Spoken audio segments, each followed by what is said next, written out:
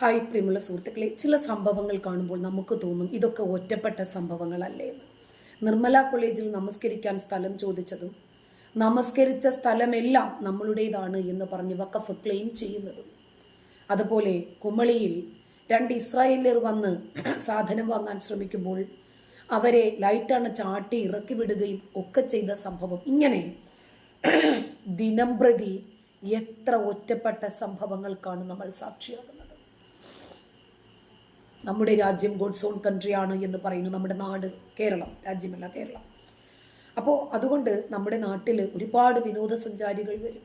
അതൊക്കെ നമ്മുടെ രാജ്യത്തിൻ്റെ, നമ്മുടെ നാടിൻ്റെ വരുമാന മാർഗവും കൂടിയാണ്. മുഴുവൻ വിനോദസഞ്ചാരികളെയും നല്ല രൂപത്തിൽ ബാധിക്കുന്ന, കേരളത്തിൻ്റെ വരുമാന സ്രോതസ്സിനെ പോലും ബാധിക്കുന്ന ഒരു വിഷയം ഉണ്ടായിട്ട് പോലും നമ്മുടെ വിദേശകാര്യമന്ത്രിയോ മുഖ്യമന്ത്രിയോ ഈ വിഷയത്തെ സംബന്ധിച്ച് പ്രതികരിച്ചിട്ടില്ല. ആകെ പ്രതികരിക്കാനുണ്ടൊരു ജനം TV മാത്രം. അതും കൂടി ഇല്ലായിരുന്നെങ്കിൽ ഈ യാഥാർത്ഥ്യങ്ങളൊന്നും ഒരു കാലത്തും നമ്മൾ അറിയുമായിരുന്നില്ല. കുമളിയിൽ നടന്ന ഈ സംഭവം ഒറ്റപ്പെട്ട സംഭവമല്ല. ഇത് അധികം ആളുകൾ അറിഞ്ഞതുകൊണ്ടും വ്യാപാര വ്യവസായ ഏകോപന സമിതികളും സമീപത്തെ കച്ചവടക്കാരും അതുപോലെ ഓട്ടോ ഡ്രൈവറുടെയും ഒക്കെ അവസരോചിതമായ ഇടപെടൽ കൊണ്ട് വേഗം അവരെ, ആ കടക്കാരെ 2 പേരെ ഇസ്രായേലിലായതുകൊണ്ട് സാധനങ്ങൾ തരില്ല. കാരണം ഇവർ ഹമാസ് ഭീകരരെ താലോലിക്കുന്നവരാണ്. ഇസ്രായേലിനെ കണ്ടാൽ കണ്ടെത്തിയെടുത്ത് വെച്ച് പിരടിക്ക് കാച്ചി കൊല്ലണം എന്ന് ഇവരെ പഠിക്കുന്നവരാണ്. ഇത് ഒറ്റപ്പെട്ട സംഭവമല്ല. ഇസ്രായേലിന് കുറച്ച് വിവരവും ബോധവും ഉള്ളവരായതുകൊണ്ട്, അവർ സംസ്കാര സമ്പന്നരായതുകൊണ്ട് അവർ ആ വിഷയം ഒതുക്കി തീർത്തു. അവർക്ക് പ്രശ്നമില്ല. അവർ ടേക്ക് ഇറ്റ് ഈസി ആയിട്ട് അവർ ആ വിഷയത്തെ എടുത്തിട്ട് അവർ പോയി മാപ്പ് പറഞ്ഞു. ശരി, ഓക്കെ, അവരെ തോളിൽ തട്ടി ആശ്വസിപ്പിച്ച് കൈ കൊടുത്തവർ പിരിഞ്ഞു. ഏതെങ്കിലും ഒരു മലയാളി ഏതെങ്കിലും ഒരു നാട്ടിൽ പോയിട്ട് ഇങ്ങനത്തെ ഒരു വിഷയമുണ്ടെങ്കിൽ അവർ ഈ വിഷയം അങ്ങനെ അവസാനിപ്പിക്കുമായിരുന്നു. കാരണം മലയാളിയുടെ തണ്ടും ധാർഷ്ട്യവും ചെറുതല്ല. നമ്മൾ പൊതുവെ മലയാളി പൊളിയാണ് എന്ന് പറയാറുണ്ടെങ്കിലും മലയാളി എവിടെ ചെന്നാലും തനി നിറം പുറത്ത്. നമുക്കറിയാം, സൗദി അറേബ്യയിൽ പോയ ഒരു അബ്ദുറഹീം, അതുപോലെ യമനിൽ പോയ ഒരു നിമിഷപ്രിയ, മലയാളികളാണല്ലോ 2 പേരും. യമനിൽ മതനിയമമാണെന്ന് നിമിഷപ്രിയയ്ക്ക് അറിയാം. കാരണം നിമിഷപ്രിയയും ഭർത്താവും മകളും ഒത്ത് ഒരുപാട് വർഷങ്ങൾ അവിടെ താമസിച്ചിട്ടുള്ളവരാണ്. അവരൊരു നേഴ്സായിരുന്നു.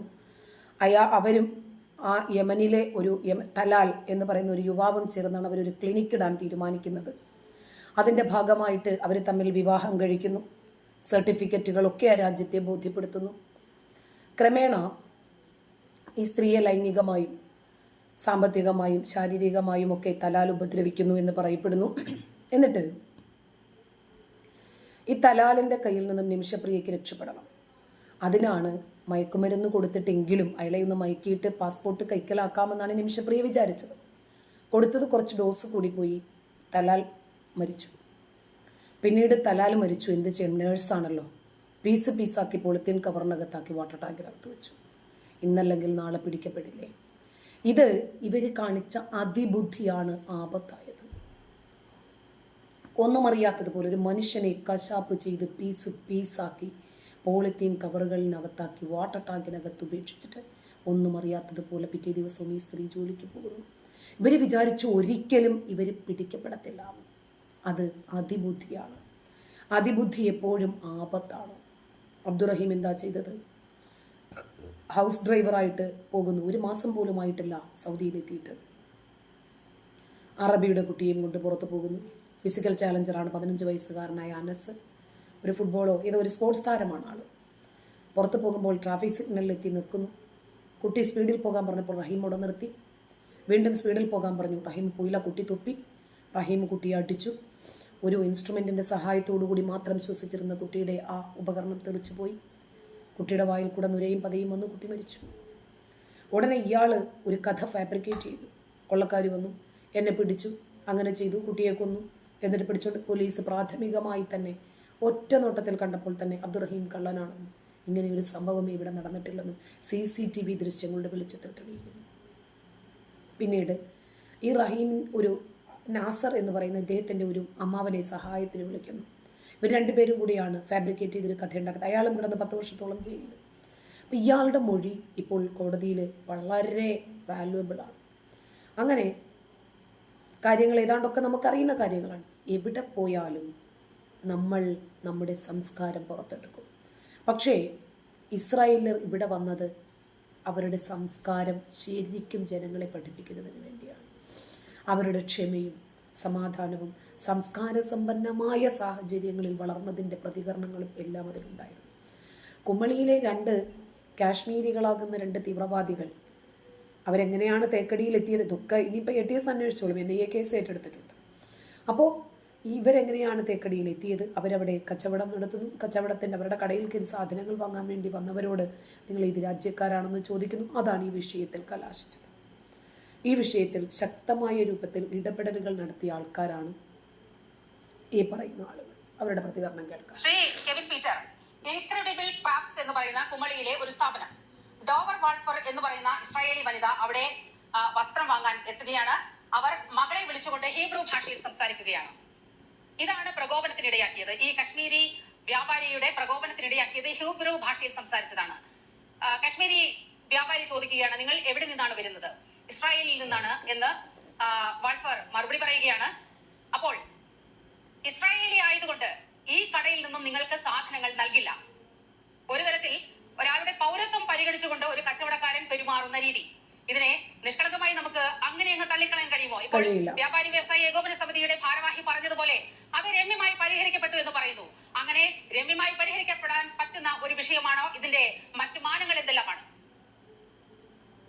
ശരിക്കും വ്യാപാരി വ്യവസായ ഏകോപന സമിതിയുടെ പ്രസിഡന്റ് പറഞ്ഞു അത് രമ്യമായി പരിഹരിക്കപ്പെട്ടു.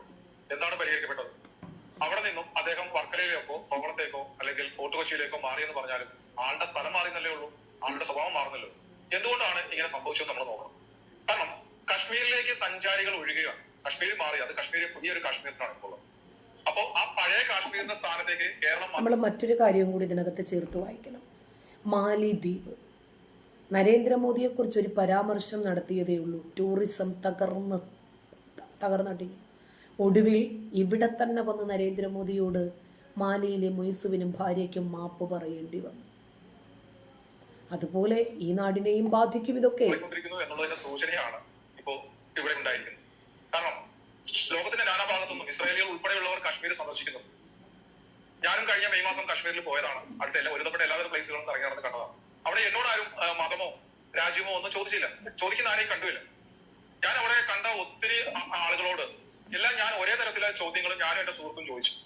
ആ ചോദ്യത്തിന്റെ ഉത്തരങ്ങളിൽ നിന്ന് ഞങ്ങൾക്ക് മനസ്സിലായത് അവിടുത്തെ സാധാരണക്കാരായ കശ്മീരികൾ ഒരാൾ പോലും പഴയ ആ ഒരു നിലയിലേക്ക് തിരിച്ചു പോകാൻ അവർ ആഗ്രഹിക്കുന്നില്ല. ആർട്ടിക്കിൾ 370 പുനഃസ്ഥാപിക്കണമെന്നോ ആ പഴയ നിലയിലേക്ക് പോകണമെന്നോ അവർ ആഗ്രഹിക്കുന്നില്ല.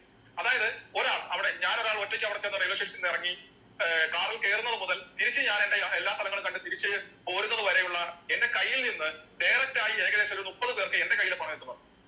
ഇൻഡയറക്റ്റ് ആയി മറ്റു രീതികളിലും മറ്റാളുകളിലേക്കും പണം എത്തുന്നു. അപ്പം സഞ്ചാരികൾ വന്നതോടുകൂടി അവിടുത്തെ കൊച്ചുകുട്ടികളുടെ കുതിരകളുടെ കീഴായി നടക്കുന്ന കൊച്ചു പിള്ളേർക്ക് പോലും ടിപ്പായിട്ട് പണം കിട്ടുന്നു. എല്ലാവരുടെ കയ്യിൽ പണമുണ്ട്. അവർ പഴയ നിലയിലേക്ക് പോകാൻ ആഗ്രഹിക്കുന്നത്. പക്ഷെ എന്തുകൊണ്ടാണ് കുമളിയിലെ കാശ്മീർ ഇങ്ങനെയായി മാറിയത്? അവിടെയാണ് നാം ചിന്തിക്കുന്നത്. കാരണം എന്ന് പറഞ്ഞാൽ ഇപ്പൊ ഇവിടെ ഏറ്റവും നമ്മളെ കേരളം നേരിടുന്ന ഏറ്റവും വലിയൊരു ഭീഷണി എന്ന് പറയുന്നത് അന്യ സംസ്ഥാന തൊഴിലാളികൾ, നമ്മൾ അതിഥി തൊഴിലാളികളെന്ന് ഓമന പേരിട്ട് വിളിച്ച് നമ്മൾ മുട്ടയും പാലും LED TV എല്ലാം കൊടുത്ത് കാണിച്ച് നമ്മൾ അവരെ പരിപോഷിച്ചു കൊണ്ടുവരുന്ന അതിഥി തൊഴിലാളികൾ എന്ന് പറയുന്ന ആൾക്കാരാണ് കേരളം നേരിടാൻ പോകുന്ന വലിയൊരു ഭീഷണി. കാര്യം സർക്കാരിന്റെ കണക്കൊന്നുമല്ല, അതിന്റെ 3 ഇരട്ടി 4 ഇരട്ടിയൊക്കെ ആൾക്കാർ ഇവിടെ ഉണ്ട്. അപ്പോൾ മാസാം പോലുള്ള സ്ഥലങ്ങളിൽ NRC നടപ്പിലാക്കിയപ്പോൾ അവിടുന്ന് പുറന്തള്ളപ്പെട്ട ക്രിമിനലുകൾ ബംഗ്ലാദേശിലേക്കും ബർമയിലേക്കൊന്നും പോകാതെ പോകുന്നത് സുരക്ഷിത താവളമായി കണ്ട കേരളത്തിലേക്കാണ്. അതിൽ ക്രിമിനലുകളുണ്ട്, മാവോയിസ്റ്റുകളുണ്ട്, അതിർത്തി കടന്നു വന്ന ബംഗ്ലാദേശിൽ നിന്നും ബർമയിൽ നിന്നും ഉള്ളവരുണ്ട്, അങ്ങനെ പലരും. അപ്പൊ അവരുടെ പല പ്രശ്നങ്ങളും ഉണ്ടാക്കുന്നു. അതുപോലെ കശ്മീരിനെ കേന്ദ്ര സർക്കാർ വീണ്ടെടുത്തപ്പോൾ അവിടെ നിക്കക്കള്ളി ഇല്ലാതായി വന്ന കശ്മീരികളും കേരളത്തിലേക്ക് കടന്നു എന്ന് തന്നെയാണ് ഇത് കാണിക്കുന്നത്. ഇവിടെ നല്ല കശ്മീരികൾ ഒത്തിരി ഉണ്ട്. കേരളം, ഫോർട്ട് കൊച്ചി, ആലപ്പുഴ, വർക്കല, കോവളം, തേക്കടി, കുമളി ഇതുപോലുള്ള സ്ഥലങ്ങളിലെല്ലാം കശ്മീരികളുണ്ട്. 1980 മുതൽ കോവളത്ത് വന്ന് താമസിക്കുന്ന ഇവിടുത്തെ വോട്ടർ കാർഡും റേഷൻ കാർഡും ആധാർ കാർഡും എല്ലാം ഉള്ള കശ്മീരികൾ ഇവിടെ ഉണ്ട്. അവിടെ 800 കുടുംബങ്ങളുടെ താമസിക്കുന്നുണ്ട്, 200 കടകളുണ്ട്. എന്നാൽ ഈ കൂട്ടത്തിൽ വളരെ ധാർഷ്ട്യത്തോടുകൂടി മലയാളികളായ തദ്ദേശീയരോട് പോലും വളരെ ധാർഷ്ട്യത്തോടുകൂടി പെരുമാറുന്ന കശ്മീരികളുണ്ട്. ഇവിടെ ഫോർട്ട് കൊച്ചിയിൽ സമാനമായ ഒത്തിരി സംഭവങ്ങൾ ഉണ്ടായിട്ടുണ്ട്. അവർ ഇവിടുത്തെ ലോക്കൽ രാഷ്ട്രീയക്കാരുമായിട്ടും പോപ്പുലർ ഫ്രണ്ട് അല്ലെങ്കിൽ SDPI പോലുള്ള ഇസ്ലാമിക സംഘടനകളുടെ ആളുകളുമായിട്ട് ബന്ധപ്പെടുന്നതോടുകൂടി അവരെന്ത് തോന്നിവാസം കാണിച്ചാലും അവരെ സപ്പോർട്ട് ചെയ്യാൻ ആളുണ്ട് എന്നൊരു തോന്നൽ വരുന്നതോടുകൂടി അവർ ഈ ധാർഷ്ട്യത്തോടെ പെരുമാറുന്നു. ഇപ്പോൾ ഏകോപന സമിതിയുടെ ആൾ പൂർണ്ണമാക്കിയില്ല, അദ്ദേഹത്തിന്റെ സിഗ്നലിന് എന്തോ പ്രശ്നമാണ്. പക്ഷേ ഈ ദേഹത്തെ കുറിച്ച് അവിടുന്ന് നമ്മൾക്ക് കിട്ടിയ റിപ്പോർട്ട് പ്രകാരം ഇദ്ദേഹം ഇതേ രീതിയിൽ തന്നെ പലരോടും ഇടപെട്ടിട്ടുണ്ട്. ഇദ്ദേഹത്തിന്റെ സുഹൃത്തായിരുന്ന അൽത്താഫ് എന്ന് പറയുന്ന ഒരു വ്യക്തിയെ 2 വർഷം മുമ്പ് തീവ്രവാദ ബന്ധത്തിന്റെ പേരിൽ അദ്ദേഹത്തെ കസ്റ്റഡിയിലെടുത്താണ്. തെളിവുകളുടെ അഭാവത്തിലാണ് പോലീസ് അദ്ദേഹത്തെ വിട്ടയച്ചെന്ന് പറയപ്പെടുന്നത്. അപ്പം ആദ്യമായിട്ടുള്ള ഇദ്ദേഹം ഇത്തരത്തിലൊരു വിഷയത്തിലേക്ക് ഇദ്ദേഹം കൊണ്ടുപോകുന്നത്. ഇദ്ദേഹം എത്തിയത്? കാര്യം നമ്മളൊന്ന് ആലോചിക്കണം. കാശ്മീർ ഇതിപ്പോ ഇസ്രായേൽ പോരാടുന്നത് ഹിസ്ബുള്ള എന്ന് പറയുന്ന ഇസ്ലാമിക ഭീകരവാദികളോടും ഹമാസ് എന്ന് പറയുന്ന ഇസ്ലാമിക ഭീകരവാദികളോടും, അല്ലാതെ അവർക്ക് സാധാരണ മുസ്ലിങ്ങളോടോ മറ്റു രാജ്യത്തെ മുസ്ലിങ്ങളോടോ ഒരു എതിർപ്പുകളുമില്ല. ഇസ്രായേലിൽ പോലും 600ഓളം മോസ്കുകളുണ്ട്. അവിടുത്തെ ഇമാമമാർക്ക് ശമ്പളം കൊടുക്കുന്നത് ഇസ്രായേലി ഗവൺമെന്റ് ആണ്. അവിടുത്തെ രണ്ടാമത് ഹീബ്രു കഴിഞ്ഞാൽ രണ്ടാമത്തെ ഭാഷ അറബിയാണ്. അപ്പോൾ അവർക്ക് മറ്റു മുസ്ലിങ്ങളോടൊന്നും യാതൊരു ഇതുമില്ല. അവരുടെ രാജ്യത്തിന്റെ അവരുടെ ജനങ്ങളുടെ സുരക്ഷയ്ക്ക് എതിരായി വരുന്ന ഭീകരവാദ സംഘടനകളോട് മാത്രമാണ് എതിർപ്പ്. അതുകൊണ്ടാണ് സധൈര്യം ഇപ്പൊ ഒറ്റ നോട്ടത്തിൽ തന്നെ തീവ്ര മുസ്ലിമിനെ നമുക്ക് തിരിച്ചറിയാം. ആ കടയ ഉടമയെ സാധാരണ ഒരു മനുഷ്യനെ തിരിച്ചറിയാം. അദ്ദേഹം ഒരു തീവ്ര ഇസ്ലാമിക ചിന്ത പുലർത്തുന്ന വിശ്വാസിയായ മുസ്ലിമാണെന്ന് തിരിച്ചറിയാം. ആ ഇസ്ലാമിയുടെ മനസ്സിൽ ഒരു ദേഷ്യമോ ഒരു മുസ്ലിങ്ങളോടൊരു ദേഷ്യമോ ഒന്നുമില്ലാത്തത് കൊണ്ടാണ്, അവന്റെ തോറയിൽ അതിനെക്കുറിച്ചൊന്നും പറയാത്തത് കൊണ്ടാണ് സന്തോഷത്തോടുകൂടി ധൈര്യത്തോടു കൂടി ആ കടയിലേക്ക് ആ ഇസ്രായേലി ദമ്പതികൾ കയറി ചെന്നത്. അല്ലെ? വിളിച്ചു കയറ്റുകയായിരുന്നു ശ്രീ കെവിൻ പീറ്റർ. അതെ അതെ, അത് അവരുടെ കച്ചവടത്തിന്റെ ഭാഗമാണ്. അവരുടെ കടകളിലേക്ക് നോക്കിക്കൊണ്ട് നിൽക്കുന്നവരെ ഭീഷണിക്കകത്ത് കയറ്റിയതാണ്. പക്ഷെ അവിടെ ഹീബ്രു ആണ് സംസാരിക്കുന്നത് മനസ്സിലായപ്പോൾ, അവർ ഇസ്രായേലിൽ നിന്നുള്ളവരാണെന്ന് മനസ്സിലായപ്പോൾ അവർ വാങ്ങിയ സാധനം തിരിച്ചു മേടിച്ചു വെക്കുകയും അവരെ കടയിൽ പുറത്താക്കുകയും കടകൾ ലൈറ്റ് ഓഫ് ചെയ്യാണ് ചെയ്യുണ്ടായത്. അല്ലെ? എത്ര അപമാനകരമായ ഇതാണ്. ഇവര് പഠിച്ച സംസ്കാരമാണ് ഇവരവിടെ ഇംപ്ലിമെന്റ് ചെയ്ത് കാണിച്ചത്. മദ്രസകളിലൂടെ ഇവർ പഠിച്ചു അന്യമതസ്ഥർ എത്രമാത്രം വിരുദ്ധരാണ്, വിരോധികളായിട്ടാണ് നമ്മൾ കാണേണ്ടത് എന്ന്. ഇപ്പോൾ സ്വാഭാവികമാണല്ലോ കടയിൽ ആളെ വിളിച്ചു കയറ്റുന്നത്. കാശ്മീർ പോലും എത്രയോ മാറിയ സാഹചര്യത്തിൽ കാശ്മീർ വിസിറ്റ് ചെയ്ത കെവിൻ പീറ്ററേയും പല കടകളിലും ആളുകൾ വിളിച്ചു കയറ്റിയിട്ടില്ലേ? നീ മലയാളിയാണോ, നീ യഹൂദനാണോ, നീ ക്രിസ്ത്യാനിയാണോ എന്ന് ചോദിച്ച് ഏതെങ്കിലും ഒരു നാട്ടിൽ ഒരു പ്രശ്നമുണ്ടാക്കിയതായിട്ട് നമുക്കറിയാമോ? ഇവർ ശരിക്കു പറഞ്ഞാൽ ആ മദ്രസയിൽ പഠിച്ച പാഠങ്ങളൊക്കെ ജീവിതത്തിൽ ഇംപ്ലിമെന്റ് ചെയ്തുകൊണ്ടിരിക്കുമല്ലേ? അതിനനുകൂലമായ സാഹചര്യമാണ് ഈ കേരളക്കരയിലുള്ളതെന്ന് ഇത്തരം സംഭവങ്ങൾ നമ്മളോട് വിളിച്ചു പറയുകയല്ലേ ചെയ്യുന്നത്. നന്ദി.